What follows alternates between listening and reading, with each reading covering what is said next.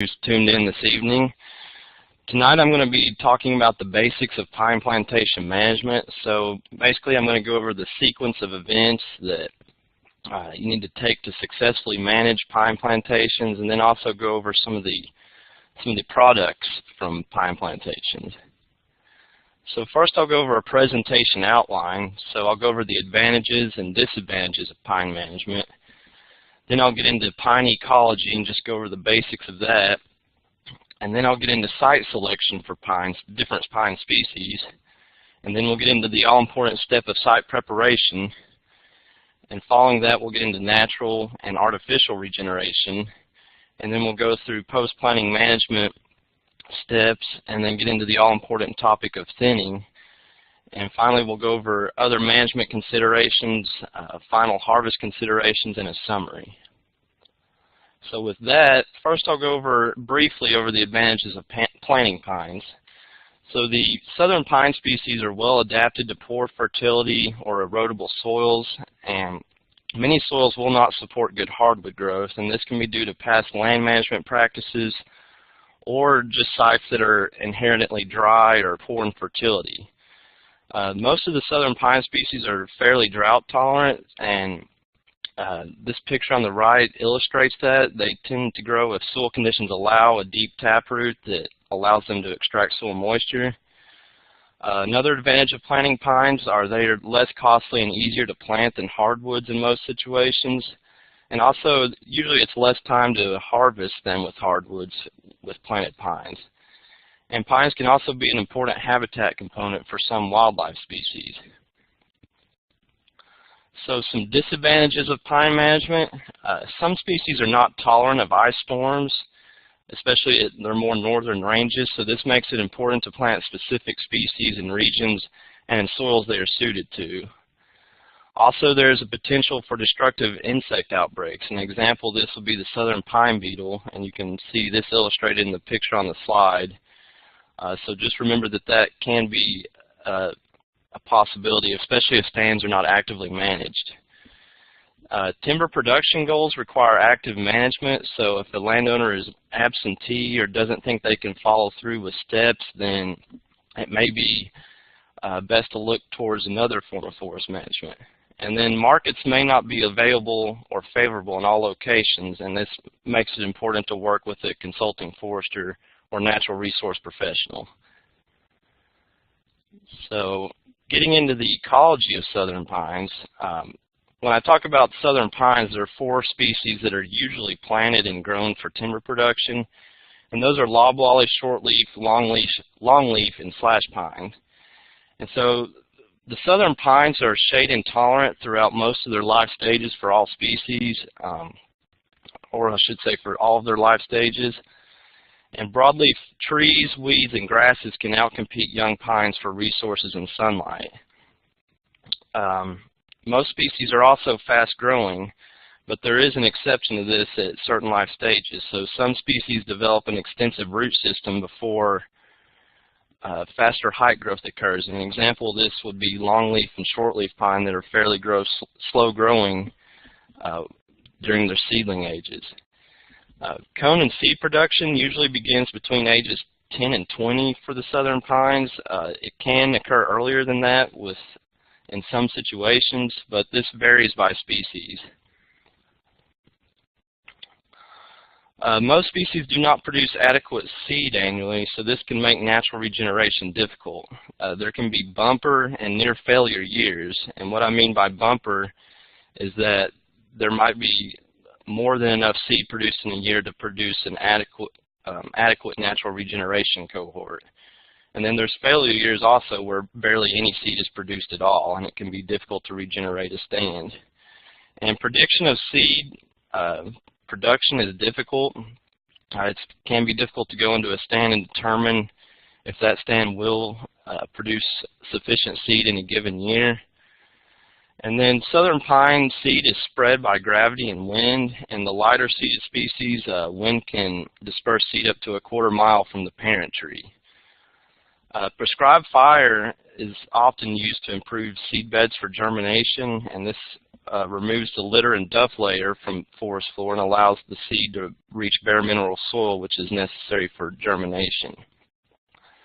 But pine forests in general are disturbance-dependent forest types, and over time, without disturbance, they will transition to mixed pine hardwood or pure hardwood over time. And how quickly this occurs without disturbance depends on site conditions.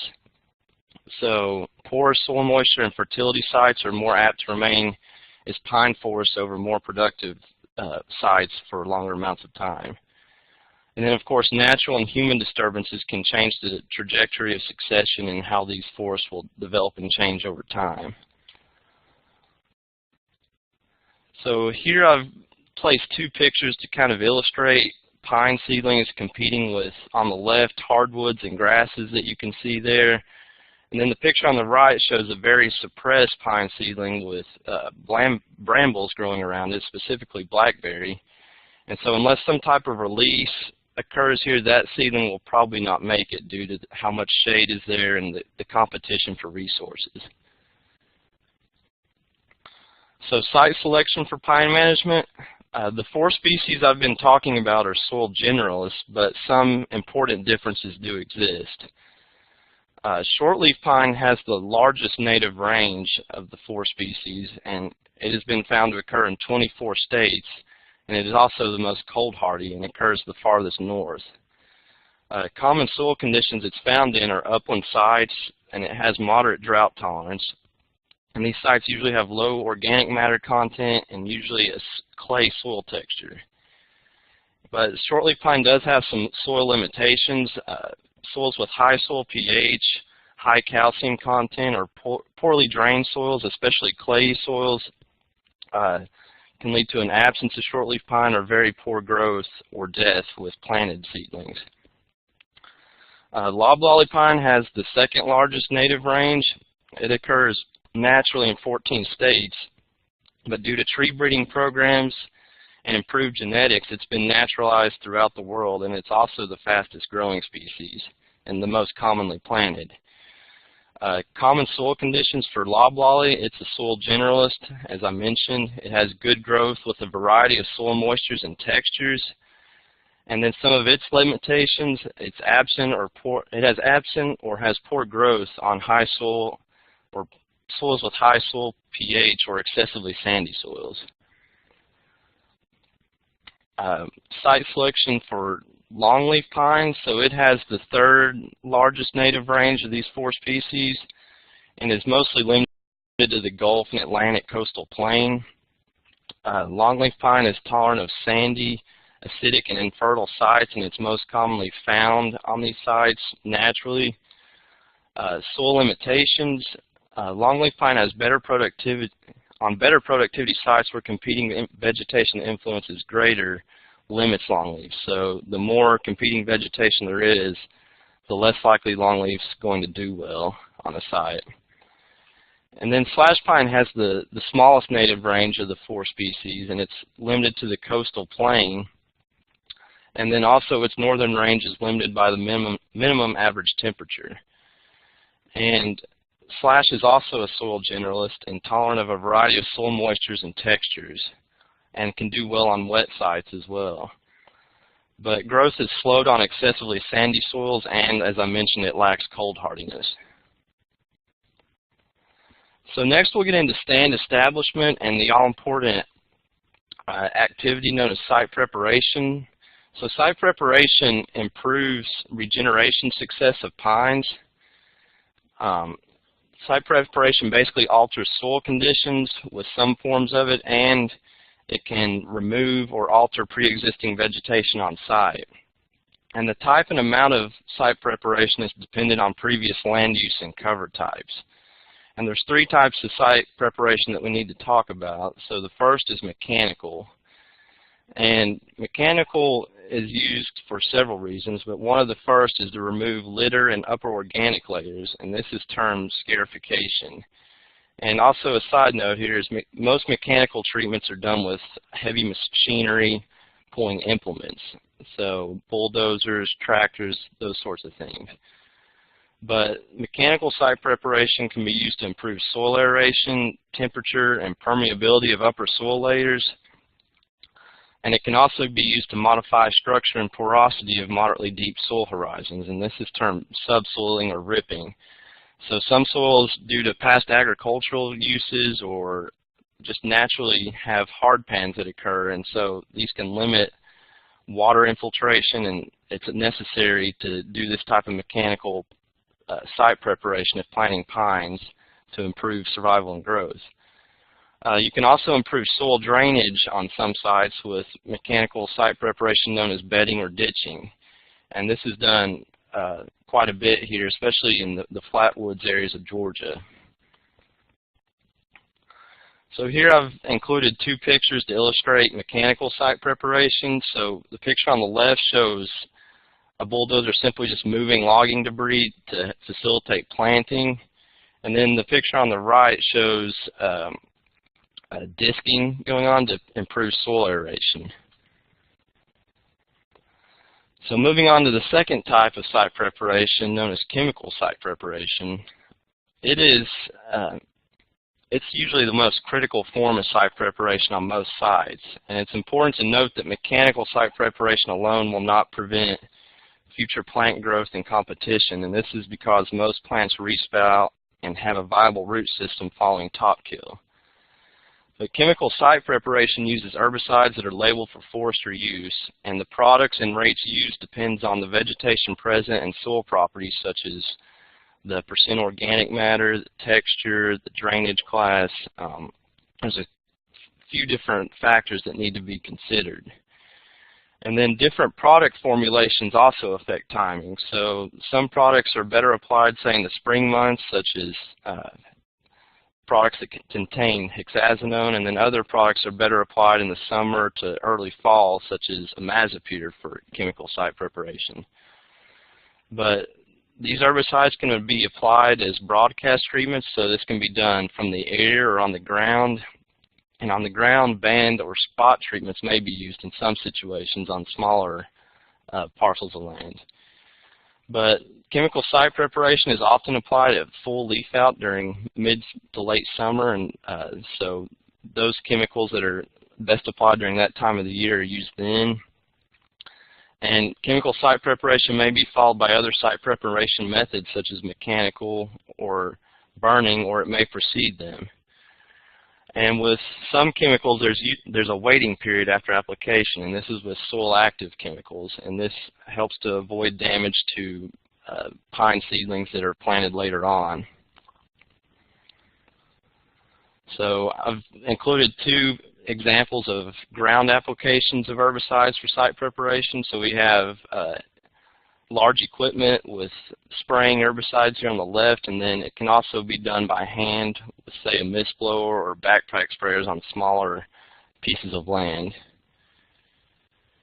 So moving on to prescribed fire as a method of site preparation. Prescribed fire is used most commonly on cutover sites, and what I mean by cutover sites are sites that were in forest before harvest or switching over to, say, a pine plantation. But prescribed fire is cheap and effective if mechanical treatments are unavailable or not economical. And prescribed fire is used to clear debris and make sites more accessible for planting crews. But one of the things with using prescribed fire for site preparation is exacting weather conditions are needed. So to ensure safety and effectiveness of the burn, you want to have this specific range of weather conditions to do the burn. And I will add that most site preparation burns are done during warmer months in the summer or early fall, when consumption of more slash on the ground will occur due to higher temperatures. But like with any type of burning, a prescription is necessary to ensure the objectives of the burn are met and all safety precautions are considered. And then one thing with site preparation burning is smoke management concerns. So because of the greater amounts of fuel on the ground, there's usually going to be more smoke, especially if the fuel has not had enough time to cure and dry out. So that brings us to our first question that you all can think about for the end of the session, or type in what you think on the chat box. So the question is, would mechanical or chemical site preparation offer better long-term control of small hardwood stems, say less than 1 inch in diameter, on a site that is scheduled to be planted with pine? So consider that question, and if we have time at the end, we'll go over that. So that brings us to our next topic, which is natural versus artificial regeneration, and we'll talk about natural regeneration first. So natural regeneration can occur after harvest of a forested site, and you must have mature seed-producing trees on site or nearby, and or regeneration in place in order for natural regeneration to work. The results with natural regeneration are more variable than with artificial regeneration, and there are several factors that contribute to this, such as timing of site preparation, weather and pest effects on seed production, weather after seed fall and germination of seedlings, and also seedbed conditions. So there's several things that can affect natural regeneration. Also, with natural regeneration, you have less control over genetics, spacing, and density, and often less intensive site preparation is used with natural regeneration. And if you're using any type of harvest that retains parent trees on site, this is in order to prevent damage to the seed trees. But one of the big benefits of natural regeneration is it offers lower cost than artificial regeneration. And that brings us to artificial regeneration. So the seed source that your seedlings come from should be adapted to the climate and soils of the planting site. So a general rule of thumb is you usually want seed that's from a similar latitude as to where you're planting. So usually you can go by the USDA planting zones and things like that. And usually bare root or containerized nursery seedlings are used. And there's cost trade-offs as well as possible performance trade-offs given equal growing conditions with the two types of seedlings. The spacing that you choose should be dictated by objectives. So tighter spacing could be used for shorter rotations, so shorter rotation products, and then wider spacings could be used for longer rotation products. But that'll be dictated by landowner objectives, the spacing, and also possible cost share monies as well. But the timing of planting depends on the location, so it's best to plant when seedlings are dormant during rainy periods, and that can occur anywhere from fall in the coastal plain as there's adequate soil moisture, all the way to early spring in more mountainous areas, to try to avoid late frosts and freezes. But with planting pine, proper planting technique is important, so you should hire a professional tree planting crew or an experienced tree planting machine operator to do the job. But one of the big benefits of artificial regeneration of pine is you get better genetics pretty much with all species, but it's more pronounced with loblolly and slash pine due to years of tree breeding programs and tree improvement programs. So that brings us to our next question. So which method of regeneration, natural or artificial, is considered more reliable from a spacing and performance standpoint? So you can type in answers, or we can maybe go over it at the end of the session.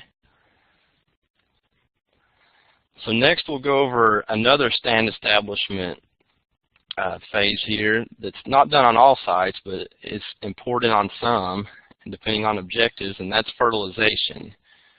So it's done as an added cost to increase seedling growth rates and pine straw production. And fertilization may be needed when straw is raked regularly, so on an annual basis for several years. But the benefits of fertilization can be realized for a few years after application. But it's important to remember that fertilization may not be economical on all sites, and this can depend on past land use history.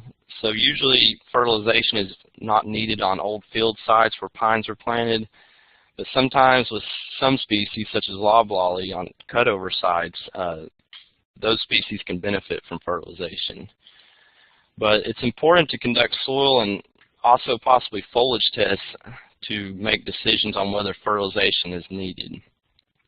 And usually nitrogen and phosphorus are the two most limiting nutrients for pine growth on poor sites, and they can be applied together or as phosphorus alone. But it's important to note that if nitrogen alone is applied at stand establishment, then there can often be an influx of unwanted herbaceous competition soon after. So here, just a couple of pictures of equipment that are used to apply fertilizer in forestry settings, just to give you an idea of what that looks like. So we've got a larger piece of equipment on the left and then a smaller one on the right. So moving into our next post-planting operation, or our first post-planting operation, I should say, and that's herbaceous weed control. And this can be a very important step for a lot of pine plantations. And herbaceous weed control is used to improve seedling survival and early growth after the seedling has been planted. And to do this, you use herbicides that are labeled for forestry use that are safe to apply over pine seedlings at recommended rates. So it's important to check the label and make sure that the product you're thinking about using can be used as an over-the-top application. And not all herbicides can be applied over all the same southern pine species. So for instance, an herbicide known as metsulfuron methyl, which is known by the trade names Escort and Patriot, cannot be applied over longleaf pine, but can be applied over, say, loblolly. So herbaceous weed control applications are usually done the first or second spring after planting, and you want to apply after weeds first emerge and are less than about a foot tall. So we're talking pretty early in the spring, or even if warm conditions go on throughout the winter, then maybe even late winter before spring officially starts. But usually a banded application is used, so a 4 to 6 foot wide band around the seedling. And past research has shown that banded applications are as effective as broadcast applications for herbaceous weed control. So here we have two pictures of pine seedlings that have received herbaceous weed control. You can see the lack of grass and herbaceous weeds growing around the seedlings. And this improves soil moisture relations for the seedlings and allows them to have more access to soil water, is the main benefit from herbaceous weed control. So moving into post-planting operations and pine straw production. So pine straw production can begin at canopy closure, and this usually occurs sooner for loblolly pine than slash pine than longleaf, and it can go to the first thinning. And pine straw production is an intermediate income source. So one study that I've looked at has shown that it's about $1 for every $6 of wood income. So it can be a significant intermediate income source. But pine straw production may not be available in all areas, so it's important to check to see if contractors are in your area. And if you do choose to rake pine straw and hire a crew to do it, that you create a contract to make sure that the raking is done on terms that are agreeable to you. And the per acre or bale value of pine straw is greatest with longleaf, and it's which is greater than slash, which is greater than loblolly. So longleaf brings top dollar, while loblolly brings in much less. Usually pine straw raking is completed annually. It can be done semi-annually, and spring and summer are big seasons for when this is done, but it can be done throughout the year. And the productivity of a pine stand with pine straw production depends on the species, the site productivity, stand density, competition control. So it's important to you to control herbaceous and woody vegetation in pine stands that are going to be raked for straw. And then also factors like rakeable stand area, fertilizer use, and raking frequency can all impact productivity. So here we have two pictures of stands, one that's ready for pine straw production and the other one where raking is actively occurring. But note the lack of debris and competing vegetation or any vegetation hardly on the ground in the stand that's ready to rake on the right. So next we'll move into the all-important step of thinning, and first I'll go over the premise of thinning and why it's important. So as individual trees grow and the stands age in pine plantations, differences in height growth between individual stems occurs over time. And this causes growth rates and the general health of the individual trees to decline over time. And after a while, this can result in some smaller, weaker stems, assuming that no disturbance occurs in the stand. And how quickly this occurs is affected by species, site productivity, tree spacing, and growth rate. And growth rates slow over time as growing space and resources become more limited. So if you want to keep the growth rates constant or improve growth rates in stagnated stands, thinning is a very important step to take to reduce stand density, to improve growth rates, improve health and vigor, and recover potential mortality of individual trees. And thinning is necessary to maintain growth rates. So the frequency of how often you would do thinning is dependent on spacing and desired product classes. So often it's done 1 or possibly 2 times before final harvest. And thinning is a great opportunity for intermediate income. So 2 of the easy indicators to determine if your stand needs thinning are basal area and live crown ratio. So basal area is simply the cross-sectional area of stems at 4.5 feet above the ground on a unit area, such as an acre. And then live crown ratio is the live crown length divided by the total tree height, and you want greater than 33% live crown ratio, and if you're kind of below this threshold, then that's an indicator that thinning may be necessary. So with pine plantations, row thinning with operator's choice or free thinning on adjacent rows is often used.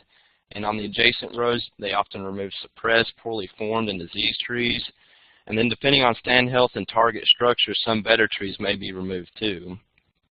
But the minimum size for merchantability is pulpwood size class, and pine timber is sold by weight. So a question to think about for the end here: why is thinning important for pine plantations managed on longer rotations? And we're talking about products such as saw timber, poles, and possibly even chip and saw. So think about that for later. So getting into other management options, after thinning, other objectives such as wildlife habitat improvement may take precedence. So periodic prescribed burning in thin pine plantations on regular intervals, such as 3 to 5 years, can be used to improve plant and insect diversity and richness, and be used to create valuable wildlife habitat for a variety of species. And in these types of stands, timber production may be a secondary objective. So here we have examples of 2 stands that have been thinned and then burned regularly to try to improve wildlife habitat. And on the left you have longleaf pine, and on the right shortleaf. So moving into pine product classes, price of pine stumpage is reported on a per ton or per cord basis, but usually per ton. And prices are based on defects in form as well as diameter class to a given length, and the defects in form is used more for saw timber and poles, but stumpage prices vary locally, so consult a local forester or timber buyer when considering doing a timber harvest or selling timber.